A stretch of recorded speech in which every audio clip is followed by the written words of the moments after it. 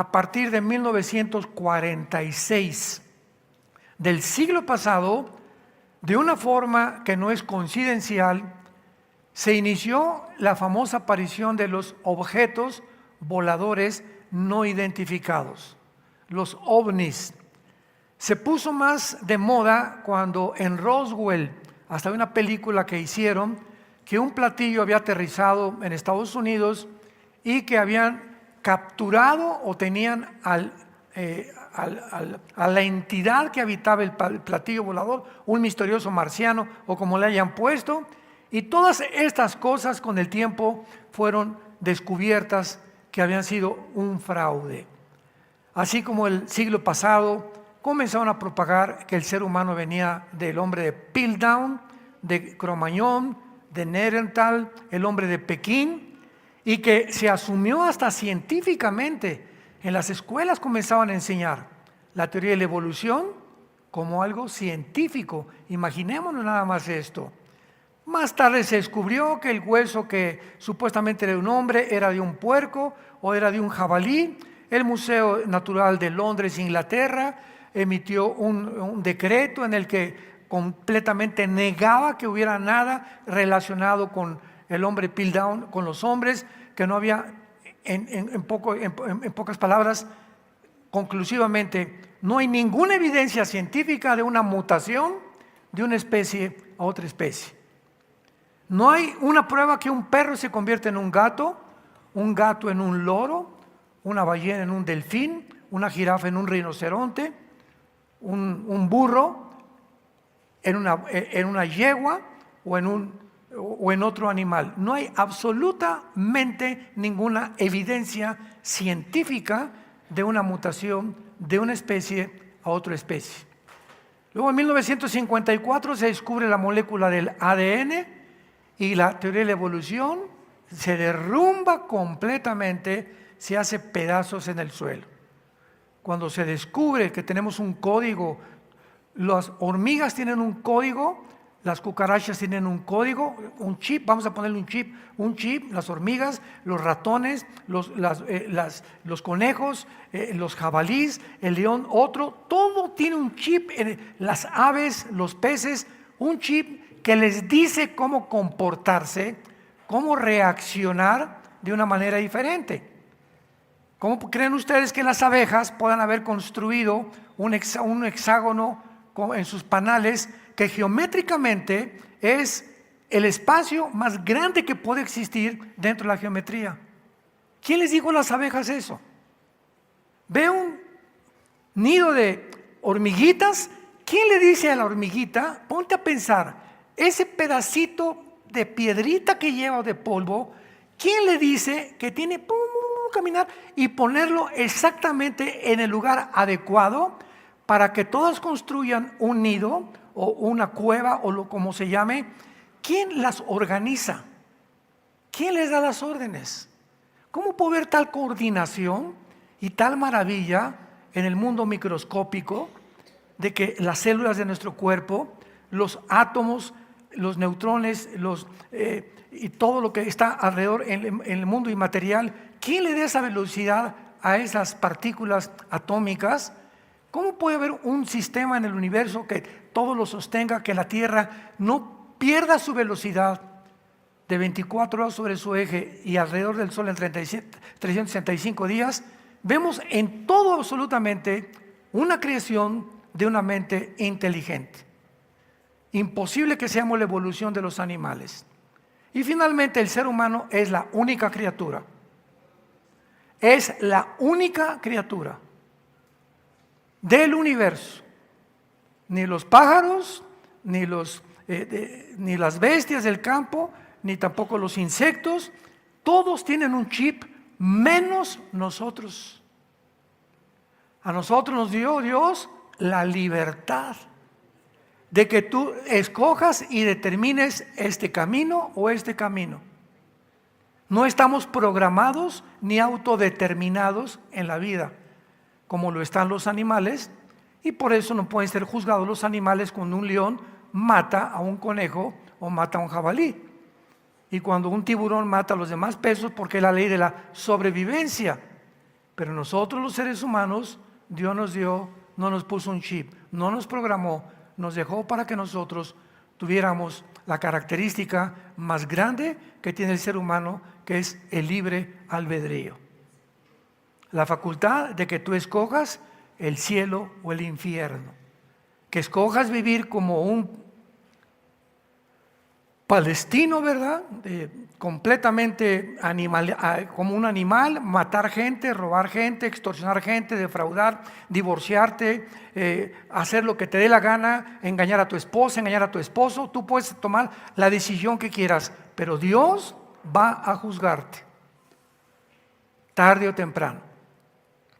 Y en el rapto de la iglesia, cuando seamos sacados, vamos a estar enfrente de Cristo en el cielo durante 7 años, mientras aquí en la tierra pasan 7 años de la maldición más grande, de la maldad más grande, desbordada, sin que ya nadie detenga la maldad de los demonios, los ángeles caídos y Satanás operando e influenciando a los seres humanos a matarse unos a otros. Con los 21 juicios de Dios que están en el libro del Apocalipsis. Y vimos que el rapto, los 3 pasajes que hablan del rapto es 1 Tesalonicenses 4, si los quieres apuntar, del 16 al 17, 1 de Tesalonicenses 4, 16 y 17, 1 Corintios 15, 51 al 53, y el Evangelio de Juan 14, del 1 al 3. Esto es una breve resumen de lo que vimos hace 1 hora en el estudio anterior. Muy bien, abran sus Biblias. Siempre he dicho que los que traen la Biblia son los que se van a ir en el rapto. Ya a estas alturas, como está el mundo, venir a la iglesia sin la Biblia, a un estudio sin Biblia, ya no se puede hablar más acerca, al respecto de lo terrible que sucederá. En Apocalipsis capítulo 3 vamos a ver y vamos a comenzar a demostrar por qué la iglesia no va a atravesar la tribulación. No es por escapismo, no es porque no esté en la Biblia, simplemente es por causa del carácter de Dios. Y cuando nos enfrentamos al carácter de Dios, que lo que Él hace y lo que Él ha hecho, Él lo va a repetir siempre con su pueblo, podemos entonces de una forma más sólida tener bases más concretas acerca de lo que estamos desarrollando. En Apocalipsis 3, versículo 10, dice la Biblia: por cuanto has guardado la palabra de mi paciencia, yo también te guardaré de la hora de la prueba.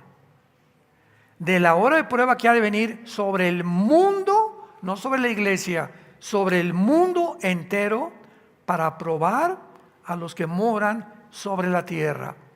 Muy bien.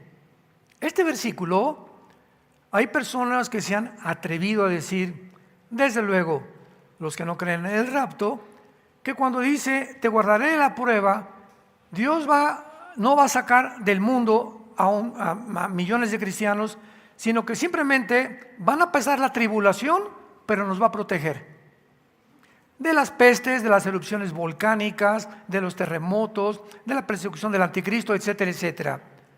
Todas estas cosas contradicen la Biblia, porque en el Apocalipsis encontramos ya nada más en el 5º sello las almas de los mártires muertos por el anticristo. En Apocalipsis 7 encontramos a miles de seres humanos de toda tribu, de toda nación en el cielo, y le pregunta Juan a uno de los ancianos en el cielo y a los ángeles, ¿quiénes son estos? Y le contesta en Apocalipsis 7, han salido de la gran tribulación. Entonces, esto de que Dios nos va a guardar y proteger, al contrario, los que se conviertan en el tiempo de la tribulación, la mayoría morirán como mártires. Y esta es la maravillosa promesa que Dios le hace a la iglesia de Filadelfia. Mientras que las 7 iglesias, capítulo 2 y capítulo 3 de Apocalipsis, fueron iglesias históricas del Asia Menor, las palabras de Cristo para cada una de estas iglesias no solamente fueron dirigidas a ellas, sino a todos los cristianos de todas las épocas. ¿Cómo sabemos que los mensajes a las 7 iglesias de Apocalipsis 2 y Apocalipsis 3 no solamente eran para las 7 iglesias de aquel tiempo que territorialmente ocupaban geográficamente lo que es ahora Turquía? Porque ahí se encontraban en el Asia Menor las 7 iglesias de Apocalipsis 2 y Apocalipsis 3. Lo sabemos porque después de cada instrucción que Cristo le da a las iglesias en Apocalipsis 2 y Apocalipsis 3, dice por ejemplo el capítulo 2, versículo 7 de Apocalipsis, el que tenga oído, oiga lo que el Espíritu dice a las plural iglesias. O sea, está en plural, por lo que sus palabras fueron dirigidas a las iglesias de toda la historia. Ahora vemos también los artículos en el original griego, los verbos, que es importantísimo para poder establecer una doctrina hermenéuticamente, que dice, te guardaré, Apocalipsis 3:10, regresamos, de la hora de la prueba. Los artículos definitivos en el original griego indican que son específicos. ¿Qué quiero decir? La palabra guardar, tereo con T de tío en el griego, significa proteger de un peligro o fuera del peligro en especial. Te guardaré, te protegeré, tú no atravesarás este peligro. También notamos otro artículo definitivo en la frase, la hora de la prueba. Porque los artículos definitivos en el griego indican que son específicos y no solo cualquier tiempo de prueba de la vida. Es un tiempo especial que vendrá en el que va a haber una prueba que nunca la había habido. Mateo 24:21, apúntalo. Mateo 24:21, porque Jesús dice, vendrá el tiempo en el que el mundo verá una tribulación como nunca, jamás la ha habido. Porque hay muchos que dicen, bueno, es que la tribulación siempre ha habido en el mundo. Sí, siempre desde que Caín mató a Abel. Guerras, rumores de guerras, golpes de estado, asesinatos, crímenes, secuestros, divorcios, etcétera, etcétera, fraudes. Siempre el mal ha existido. Pero esta hora es una hora específica para un tiempo determinado, que es el tiempo de la gran tribulación. Porque si no, ¿cuál hora de la prueba sería? Oye, Señor, yo he tenido tantas pruebas, pues ¿de cuál hora, verdad? Me estás prometiendo que me vas a librar de una hora que vendrá sobre el mundo entero, no solamente sobre mi vida, ni sobre por la iglesia de Toluca, ni otra iglesia, va a ser sobre el mundo entero. ¿Cuál es esta prueba? La gran tribulación, mencionada también en el Antiguo Testamento. Ahora veamos en el Antiguo Testamento este tiempo que se menciona como una hora de una prueba que va a venir sobre el mundo entero para probar. Nosotros ya fuimos probados, para probar a todos los moradores de la tierra. Isaías capítulo 2. Y veamos también que todos estos versículos que vamos a leer, que hablan de la tribulación, en el Antiguo Testamento se usa la frase la ira de Dios, el gran día de Jehová, el día del ardor de la ira de Dios. Todas estas frases siempre en el Antiguo Testamento siempre se refieren a la tribulación de Israel. Nunca jamás encontramos en el Antiguo Testamento la tribulación de la iglesia. Este es otro punto muy sólido para demostrar. Isaías 2, del 10 al 12. Métete en la peña, escóndete en el polvo de la presencia temible de Jehová y del resplandor de su majestad. La altivez de los ojos del hombre será abatida, y la soberbia de los hombres será humillada, y Jehová solo será exaltado en aquel día, porque el día de Jehová de los ejércitos vendrá sobre todo soberbio y será abatido. Rápidamente lo comparamos con Apocalipsis 6, en el quinto sello, el sexto sello, versículo 14. El cielo se desvaneció y los reyes de la tierra y los grandes, los ricos, los capitanes, poderosos, siervos, se escondieron en las cuevas de los montes y decían: caigan sobre nosotros y escóndanos del rostro de aquel que está sentado sobre el trono y de la ira del Cordero. Apocalipsis 6, 16. Porque el gran día de su ira ha llegado, y ¿quién podrá sostenerse en pie? Lo que Isaías, 700 años antes de Juan escribió 700 años después del profeta Isaías el Apocalipsis. Lo que Isaías profetizó y describió como la tribulación, Juan lo corrobora en el sexto sello del juicio de Dios sobre el mundo entero. Sigamos ahí en Isaías 2, versículo 17 al 21. La altivez del hombre será abatida, la soberbia de los hombres será humillada, y solo Jehová será exaltado en aquel día. Quitará totalmente los ídolos y se meterán en las cavernas de las peñas, lo que vimos en el sexto sello, por la presencia temible de Jehová y por el resplandor de su majestad, cuando Él se levante para castigar a la tierra. Estamos en el siglo XXI, año 2024, Dios todavía no castiga al mundo. Dios es paciente, no queriendo que nadie se pierda, sino que tú procedas a arrepentirte. A muchos de ustedes Dios no los ha castigado, Dios, ni te han venido cosas terribles a tu vida, porque Dios es paciente a que tú te arrepientas.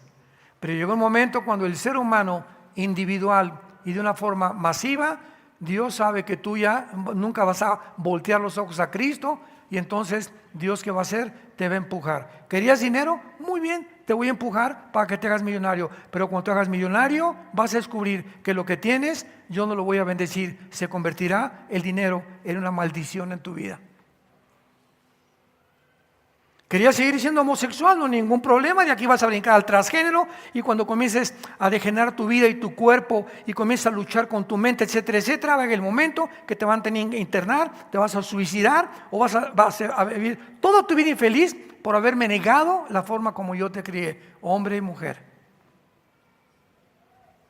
¿No le quieres ser fiel a tu esposa? No hay ningún problema. ¿Quieres seguir siendo un adúltero? ¿Quieres seguir arruinando la vida de tus hijos y la vida, porque sobre tu negocio viene también la maldición? No hay problema, yo te empujo. Te he hablado 4 veces, Pancho, y no has querido hacerme caso. Pues te voy a empujar para que te hundas más rápidamente. Cuando Dios abandona a un ser humano, a una familia, o a una ciudad, o al mundo entero, y Dios les dice, hagan lo que les da la gana, es el terrible juicio de Dios. No hay juicio más trágico que dejar que te abandone Dios y que te diga, no me vuelvo a molestar con tu vida. Haz lo que quieras. Nos encontramos en el día del juicio. Ahí me darás cuentas de la responsabilidad y el libre albedrío que yo te di. Veamos ahora el libro de Sofonías. Sofonías también en el Antiguo Testamento.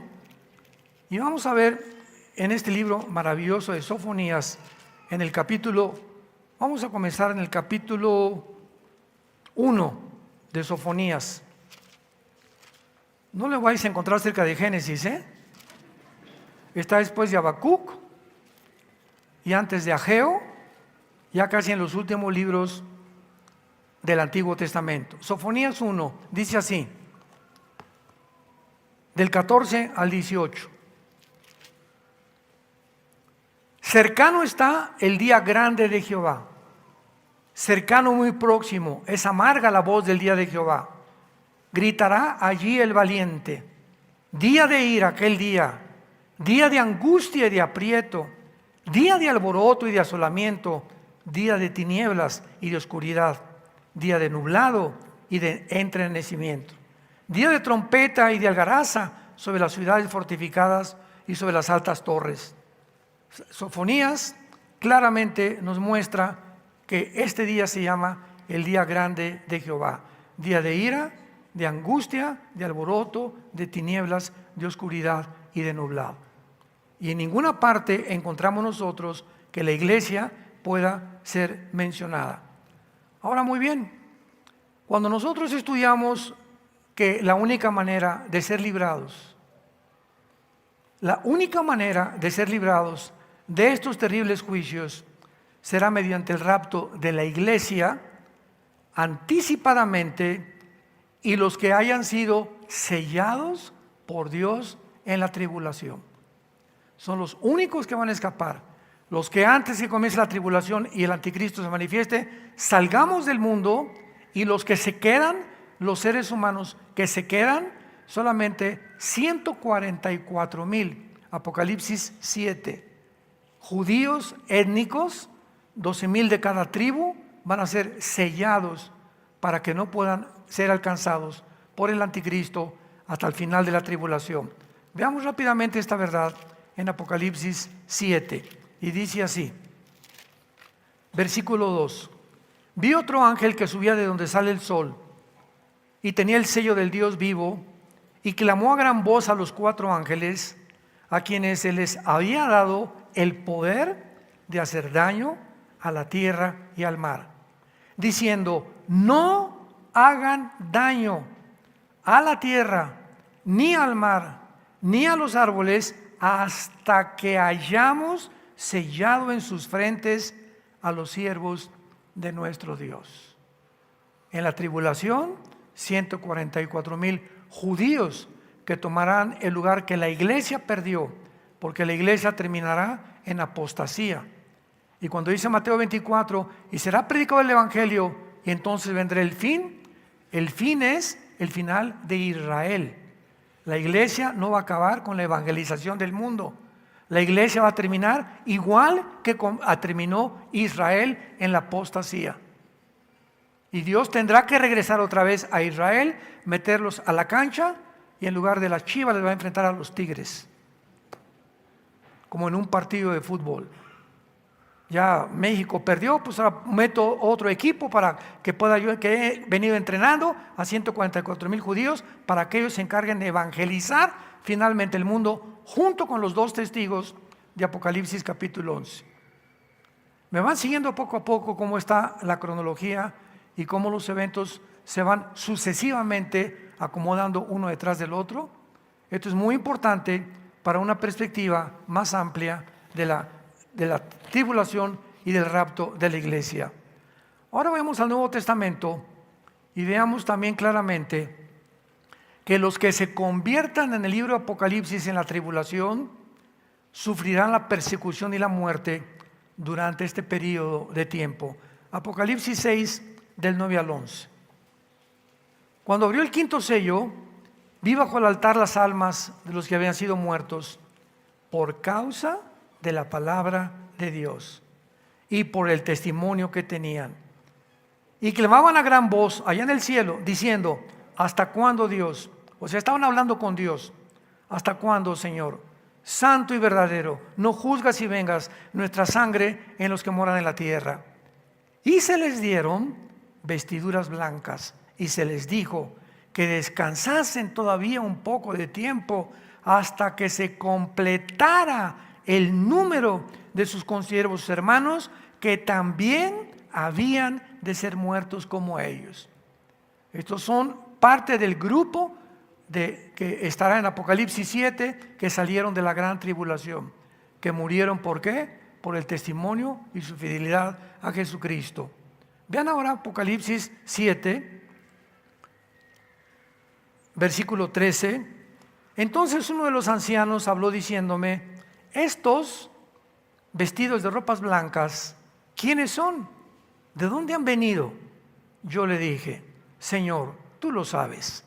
Y él me dijo: estos son los que han salido de la gran tribulación y han lavado sus ropas y las han emblanquecido en la sangre del Cordero.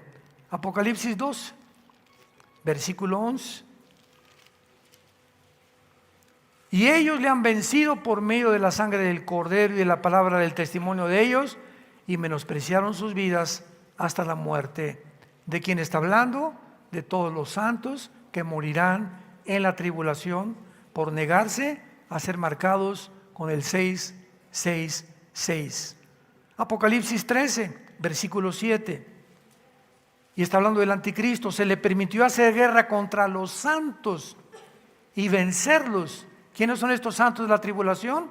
Los que se conviertan en la tribulación. Pero también se le dio autoridad sobre todo tribu, lengua y nación. Apocalipsis versículo 15, 13, 15.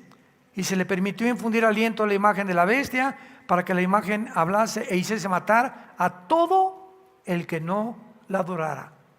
En la tribulación, todos los que se nieguen a adorar al anticristo serán sellados para toda la eternidad con el 666. Ayer en el desayuno mi tema fue la futura marca del anticristo, y le expliqué al público que nos acompañó en el desayuno ayer en el World Trade Center de Satélite, que cuando una persona reciba la marca de la bestia en la frente, les dije, no fue en la vacuna porque la vacuna fue aquí, entonces descartemos que la vacuna, si te vacunaron ya te salvaste, no estás marcado con el anticristo. Pues la vacuna va a ser, la marca va a ser aquí o en la mano derecha. Esa es la marca del anticristo. Mientras no sea aquí o aquí, no ha sido la marca del anticristo. Si te ponen un chip aquí para localizarte, o aquí en el ombligo, etcétera, etcétera. O si hay un lugar como Obama, quería el expresidente de Estados Unidos, que todas las personas trajeran un chip con la información de su seguro social, de sus resúmenes médicos, su dirección, cuentas de banco, etcétera, etcétera. Tampoco era la marca del anticristo. Tenemos que ser más bíblicos. Y además, para que la marca aparezca, pues tiene que aparecer el anticristo primero. Si no hay anticristo, no hay marca.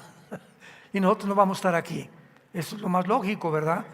Pero cuando venga el anticristo, el que no vas a poder comprar, subirte al avión, ir a la tienda de abarrotes, ir a Oxxo, ir a esto, a comprar pantalones, no vas a poder hacer nada si no tienes la marca aquí y aquí.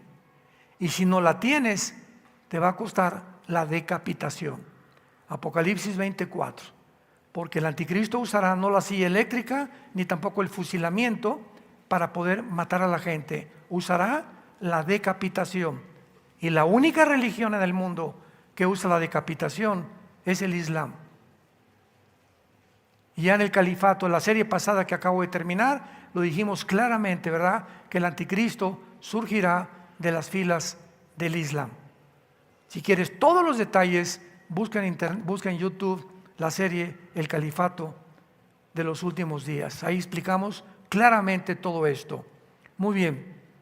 Entonces, vemos pues de una forma muy clara de qué forma ahora Apocalipsis 14:13, Apocalipsis 14:13, oí una voz que desde el cielo me decía, escribe, bienaventurados de aquí en adelante los muertos que mueren en el Señor.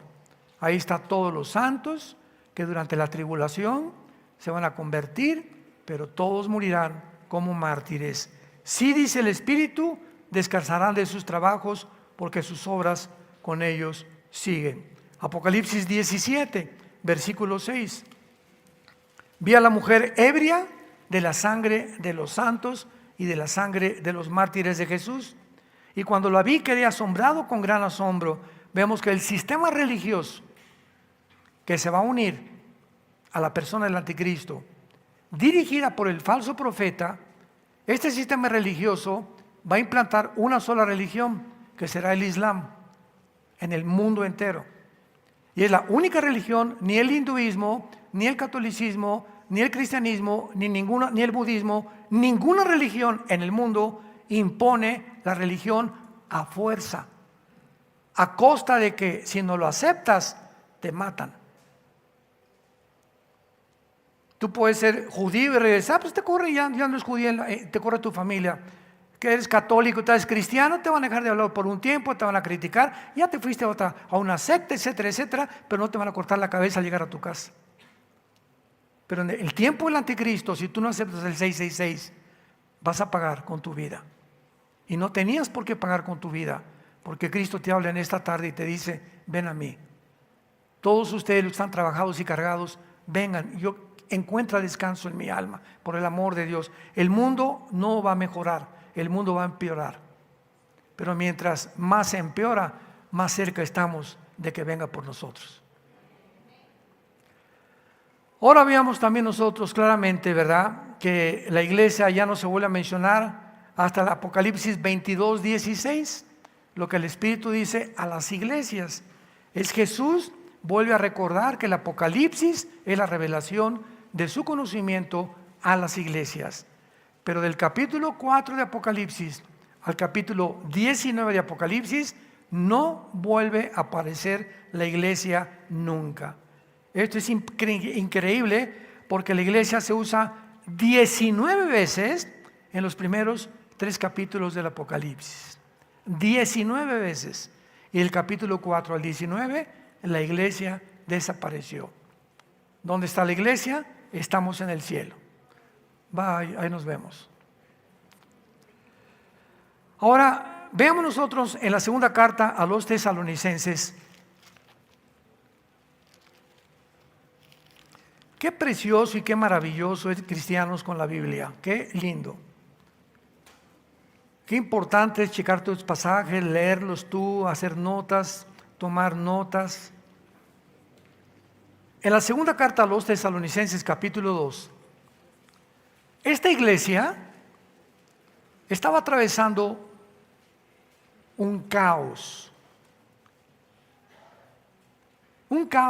espiritual y bíblico al mismo tiempo, porque la iglesia de Tesalónica creían que ya se encontraban en la tribulación, en el día del Señor.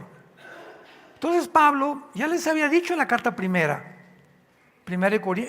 Tesalonicenses 4, 16 y 17, que el Señor mismo vendrá con voz de ángel, con voz de trompeta de Dios, y vendrá y arrebatará del mundo, y nos reuniremos con Cristo en las nubes con Él, para recibirlo para siempre con Él, para toda la eternidad. Entonces, después de que Cristo les dice eso, comienza el segundo capítulo de la segunda carta a los tesalonicenses con estas palabras. Mucha atención, por favor. Pero con respecto a la venida de nuestro Señor Jesucristo y nuestra reunión con Él, ahí está hablando del rapto. Con respecto a lo que yo les dije en la primera carta, que nos vamos a reunir con Él en el cielo. Os rogamos, hermanos, que no se dejen mover fácilmente de vuestra manera de pensar, ni por Twitter, ni por Facebook, ni por Instagram, ni por las redes sociales, para hacerlo más moderno en el siglo XXI. Porque hay tantos chismes por todos lados, como no nos imaginamos, de tantas personas que escriben en YouTube y TikTok, y quién sabe, TikTok como se llame. Yo en la vida veo eso, que me dicen, ¿verdad? Este y el otro, y que por aquí y por allá, y el hermano Alducin dijo esto, y el hermano fulano de tal dijo esto, y el hermano Chuy Olivares dijo esto y el otro, y gente que no tiene el mínimo conocimiento, ni siquiera un grado teológico, pero lo hace para causar controversia, y la gente es bien morbosa. Y atraen seguidores a sus redes. ¿Y ahora qué dirá? ¿Y ahora qué va a pasar? Nos encanta el chisme. Bueno, más bien les encanta.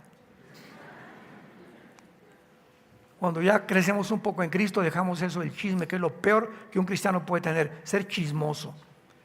Entonces les dice Pablo: no se dejen mover fácilmente cualquier cosa que oigan, ni se conturben por espíritu, ni por palabra, ni por carta, en el día de que el día del Señor está cerca. La frase el día del Señor se refiere a la gran tribulación. O sea, hermanos, no están ustedes en la gran tribulación. ¿Quién sabe quién les mandó un falso profeta, un falso apóstol, etcétera, etcétera? Pero ustedes no están en la tribulación. Y ahora Pablo les va a dar 2 señales de que no están en la tribulación. Nadie los engañe, versículo 3, de ninguna manera. Porque no vendrá, o sea, no vendrá ¿qué cosa? La gran tribulación, el día del Señor, sin que antes venga la apostasía y se manifieste el hombre de perdición. O sea, les dice a los tesalonicenses: si ahorita la apostasía no ha venido, ni el anticristo se ha manifestado, ustedes no pueden estar en la tribulación. Y después dice el versículo 3, quien en ninguna manera, porque no vendrá sin que venga la apostasía, el hijo de perdición, el cual se opone, o sea, el anticristo, y se levanta contra todo lo que se llama Dios o es objeto de culto, tanto que se sienta en el templo de Dios como Dios, haciéndose pasar por Dios. ¿Qué no se acuerdan cuando yo estaba con ustedes que les decía todas estas cosas? Y ahora ustedes, atención, ahora ustedes saben lo que lo detiene a fin de que a su tiempo se manifieste. O sea, hay un poder en el mundo todavía ahorita que está impidiendo el surgimiento del anticristo. Mientras la iglesia esté en el mundo, el anticristo no se puede manifestar. Y ese poder que está en la iglesia es el poder del Espíritu Santo. Entonces, cuando la iglesia salga, el Espíritu Santo seguirá operando en la tribulación, pero de otra manera como operó en el Antiguo Testamento. Pero lo que detiene ahorita la corrupción en tu casa, en tu oficina, en tu escuela, eres tú con tu testimonio, con tus convicciones, cuando se han dado cuenta que eres diferente a los demás. Que no ve las películas que todo el mundo ve, que no ve las conversaciones que todo el mundo oye, que vean cómo tratas a tus hijos, cómo tratas a tu esposa, etcétera, etcétera. Ese testimonio es la sal del mundo. Mateo 5, 13 y 14. Jesús nos dijo, ustedes son la sal. ¿Qué significa?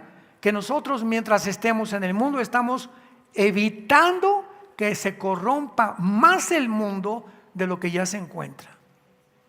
Y si la maldad no se ha manifestado como un dique, como un tsunami en el mundo, es porque todavía hay cristianos que seguimos hablando, el movimiento LGTB no es de Dios, el homosexualismo no es de Dios, el aborto no es de Dios, este sistema de gobierno no es de Dios, y comenzamos a hablar y emitir, a pesar de que nos persigan, a pesar de lo que pueda pasar, mantenemos las convicciones, y mientras estemos enfrentándonos a una fuerza hostil que el mundo nos quiere jalar y ser como ellos, mientras lo resistamos, estamos impidiendo que la maldad se desborde. El día que tú comienzas a leer pornografía, escúchame varón que me escuchas, le has abierto la puerta a la maldad para que los demonios se vengan sobre tus hijos y sobre todos los que tienen hijos menores de edad. El día que tú comienzas a tratar a tu esposa como una muchacha, que es un objeto, tómala y déjala, y no le das un respeto ni a la reina de tu casa, en ese momento la maldad en tu casa y en tu matrimonio y en tu familia se va a comenzar a desbordar sin que te des cuenta, y cuando te des cuenta, tu ministerio y tu familia está destruida. El momento que en nuestra oficina, nuestros empleados, en el bufete jurídico, en la clínica médica donde trabajas, en mi taller de carpintería, en de plomería, mis empleados y la gente no sepa que yo soy cristiano, ni a nadie le he dicho que soy cristiano, y mis empleados tienen 3 años conmigo y ni siquiera saben que soy cristiano, ¿sabes una cosa? La maldad se desbordará sobre tu trabajo y sobre tu oficio tarde o temprano. ¿Qué es lo que detiene ahorita? La maldad, nuestro testimonio. Porque Dios no nos ha dado espíritu de cobardía, sino de poder, de amor y dominio propio. Timoteo, te exhorto que no te avergüences del evangelio de Dios, que no te avergüences ante tu familia, ni ante tus amigos, ni ante tus amistades, porque Dios no nos ha dado un espíritu de cobardía. Y si tú ese espíritu no lo tienes, que va en contra de lo que el mundo te está jalando, no eres cristiano. Hechos 1:8. Y les daré poder cuando venga el Espíritu Santo sobre ustedes y me serán testigos. Desde que tú te convertiste te pregunto, ¿a quién le has dado testimonio del amor de Dios en la cruz? Comenzando con tu familia. No, pues no sé, hermano, tengo 4 años de cristiano y ahora que hago cuentas, revelas, pues no, les he dicho que Dios es bueno y que peace and love. Duda profundamente de tu cristianismo. Porque Dios nos mandó a ser testigos, a enfrentarnos a un mundo que está corrompiéndose y predicar el evangelio de la gracia de Dios en la persona de su Hijo Jesucristo, que sacó la muerte, quitó la muerte y trajo la inmortalidad por medio de la predicación del evangelio. Se manifestó Jesucristo para quitar la muerte y podernos darnos la inmortalidad mediante la prédica de este mensaje. Así que entonces Pablo les dice, ustedes saben lo que lo detiene. Versículo 7. Porque ya está en acción, escuchen, el misterio de la maldad. Esta palabra iniquidad, a los que les interese, se tradujo iniquidad, es la palabra griega anomia, con A de Armando, anomia, que significa rebelión contra las leyes de Dios. Dios dijo, es hombre y mujer, el mundo dice, no, no es hombre, es mujer, no es mujer, es hombre.